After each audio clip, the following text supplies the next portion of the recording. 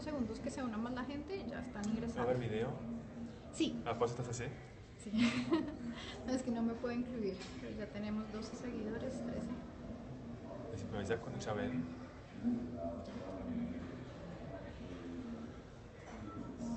Es particular esta experiencia de darle un iPad. Sí, es casi como una transmisión en vivo de televisión, Sí. que es mucho más fácil. Bueno, yo creo que ya podemos empezar. Perfecto. Listo, entonces bienvenidos a todos nuestros seguidores. Hoy en Finanzas Personales estamos en un evento muy particular de FinPyme. Estamos con el experto Francisco Rojas, especialista senior en estrategia e innovación de la Corporación Interamericana de Inversiones. Bueno, Francisco, ¿cómo estás? Bienvenido a Finanzas Personales. Muy bien, mucho gusto. Bueno, Muchas acá gracias. nos están saludando desde México también. Excelente. Precisamente, entonces, la propuesta que tenemos hoy para también desde Lima, la propuesta que tenemos hoy para nuestro consultorio de finanzas es precisamente cómo y cuándo pedir financiación cuando se tiene un negocio. Entonces también invitamos a todos los que nos están viendo en este momento para que participen con sus preguntas mientras tú nos vas comentando. Bueno, tú que eres el experto en el tema, ¿cómo y cuándo debe pedir financiación un negocio? Bueno, un tema es el cómo y otro tema es el cuándo, ¿no? Más durito. Un tema es el cómo y otro tema es el cuándo. El cuándo es el más, quizás más complejo desde el punto de vista de que es más difícil tener una respuesta en este momento, porque depende de cada empresa. Lo que, desde mi experiencia, es como que las empresas tienen el gran problema de obtener financiamiento al principio, cuando son todavía un emprendimiento muy verde, por decirlo de alguna forma, y cada vez que van teniendo más historial de financiamiento, historial de crédito, que tienen un historial, y no solo historial, sino también que tienen cuentas más claras, es mucho más fácil. El gran problema, y de hecho lo que estamos viendo en este evento, es que los bancos identifican que el principal problema por el cual no pueden financiar a las empresas es por la informalidad.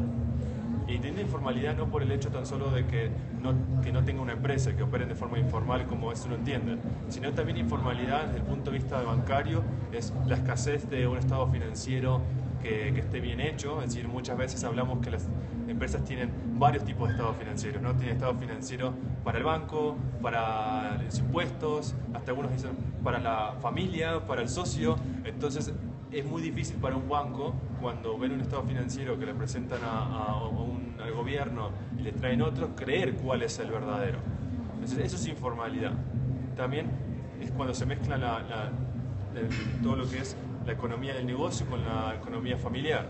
Y son complejidades que vemos constantes en las pymes y muchas veces muy difícil de discernir, porque en el momento de crecer es como que es natural que se mezclen las cosas, que se hacen cosas que no son de la forma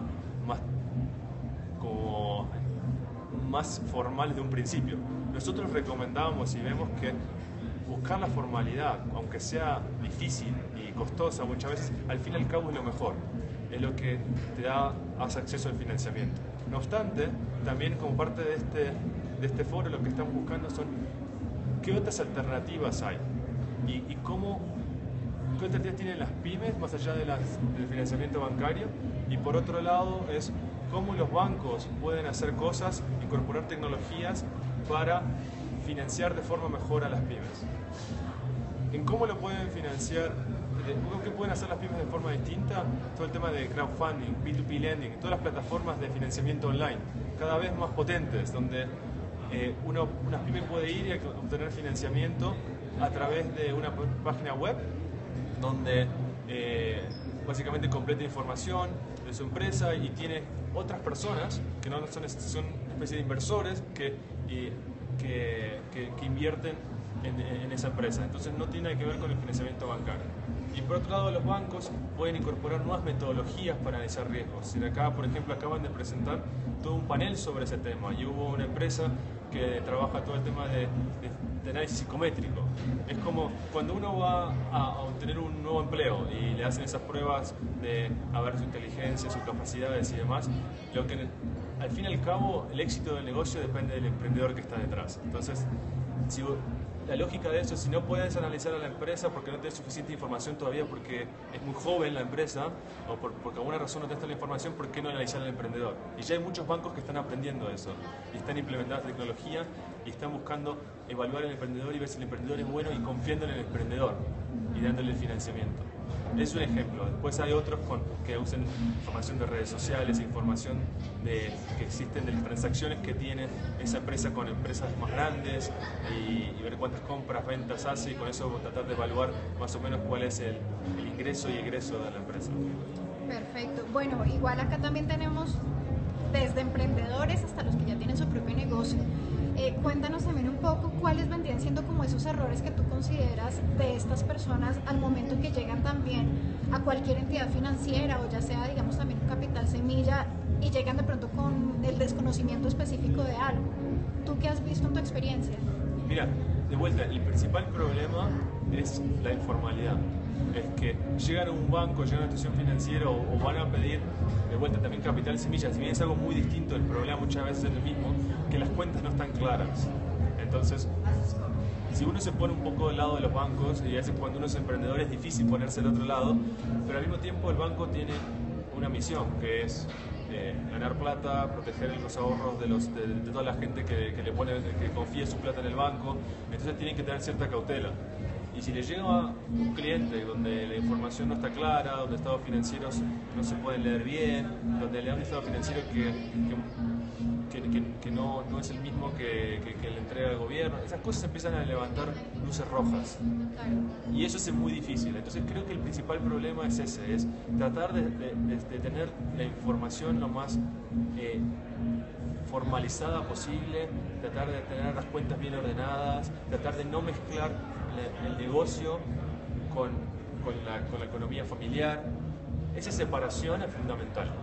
Es como para una institución financiera es fundamental. Perfecto, bueno, les recuerdo también a todos los seguidores que nos están viendo en este momento, estamos en Medellín, Colombia, que nos han preguntado varias veces dónde estamos transmitiendo, estamos desde el foro FinPyme y estamos con Francisco Rojas. Bueno, vamos a empezar también a recibir preguntas, Francisco. También otro tema es saber, por ejemplo, en qué cantidades endeudarse, qué tan conveniente es endeudarse mucho o más bien si hay que endeudarse poquito.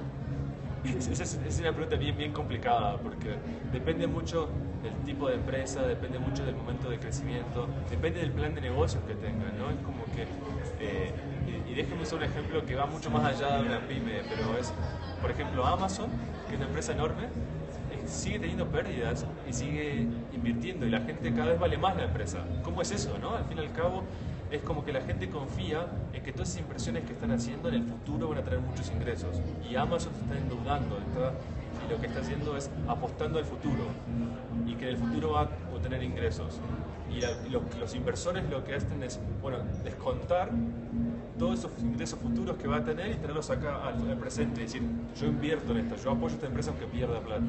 Y es lo mismo en escala menor, es decir, a veces uno tiene que contemplar de que una inversión es importante para el futuro y vale la pena hacerla y otras veces no. Entonces lo importante es hacer un plan de negocios, tener un flujo de caja, analizar cuánto ingreso va a tener, cuánto egreso, calcular bien antes de tomar una decisión, porque endeudarse es peligroso también, es decir, si uno no lo hace con cautela y es como que puede llevar a la muerte un negocio, porque si no tiene forma de mantener un flujo de caja y lo que sale es más de lo que entra y no lo puede sostener porque no se puede seguir endeudando, es insostenible.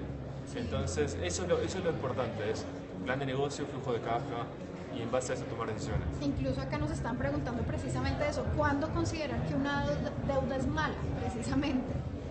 Es que es cada caso, entonces yo lo que recomiendo es que la gente haga ese proceso, es como de siempre de analizar en qué va a invertir, por qué lo va a hacer y una vez que vea que siente que es una buena inversión, que antes de tomar una decisión igual haga un flujo de caja. ¿Y qué es un flujo de caja? Es simple, es básicamente evaluar, a poner un periodo de tiempo y calcular ingresos y egresos proyectados y tratar de ser consciente, es decir, no soñar también. Es como que muchas veces lo que uno hace es hacer varios escenarios, es decir, si yo pienso que voy a obtener 10 ¿qué pasa si obtengo 6? ¿Cuánto es el mínimo que puedo obtener para que esta inversión me sea rentable, que valga la pena? Ese tipo de análisis es muy importante antes de tomar una decisión de endeudarse. Claro. Acá, por ejemplo, también nos están preguntando qué tan conveniente es endeudarse con los proveedores, por ejemplo. Bueno, esa es una alternativa de financiamiento muy grande. De hecho, en este foro tenemos un panel sobre cadenas de valor. Entonces, muchas de las personas que están presentes acá son parte de una cadena de valor. Es decir, le venden a una empresa más grande o son proveedores de una empresa más grande. Y entonces, muchas veces eso es importante por dos cosas. Uno, por el financiamiento de ese proveedor que pueden obtener, y muchas veces también que para acceder a financiamiento bancario es como que esa información, el hecho de estar atado y tener ciertas transacciones con una empresa más grande, facilita la confianza. Es como porque dar cierta sensación de regularidad en las transacciones, ¿no? Una empresa que le vende a una empresa grande es como que da más tranquilidad. Pero el financiamiento por proveedores es un tipo de financiamiento adicional y hay que compararlo con los otros. Entonces, a mí siempre me gusta decir que no hay financiamiento mejor o peor. Es como que depende. Entonces, lo que yo siempre recomiendo es como que hay que buscar distintas alternativas y compararlas. De repente un proveedor ofrece algo mejor que una institución financiera o de repente es al revés. Entonces es bueno buscar opciones. Perfecto. Otra pregunta que nos hacen acá, yo creo que ya vamos a ir redondeando el tema, es: ¿puedo empezar un negocio sin dinero? ¿Tú cómo responderías a esa pregunta? Bueno, técnicamente sí. Técnicamente es como que uno podría conseguir gente que confíe en uno y que invierta, ¿no? Entonces, aunque uno no tenga el dinero, alguien le puede confiar e invertirle. Es muy difícil, por supuesto. Es como que alguien confíe solo en una idea y que apueste todo. Por lo general, siempre los inversores piden que haya cierto también aporte por parte del fundador, el que trae la idea, por una cuestión de compromiso, de que no va a salir corriendo y va a dejar el negocio cuando no le importe más o cuando vea que las cosas que no están tan bien. Y por el lado de la institución financiera, es como que sí ellos necesitan más solidez, es como que no pueden dar un financiamiento a algo que no tiene esa solidez, como decía antes. La institución financiera, un banco, tiene una responsabilidad que es proteger también los depósitos de todos los ahorristas, por eso están regulados y tienen que tener ciertos parámetros mínimos para poder financiar. Listo, yo creo que ya esta es la última pregunta. Les recuerdo que estamos con Francisco Rojas, especialista senior en estrategia e innovación de la Corporación Interamericana de Inversiones. Nos dicen, ¿qué tan conveniente es el crowdfunding en Latinoamérica?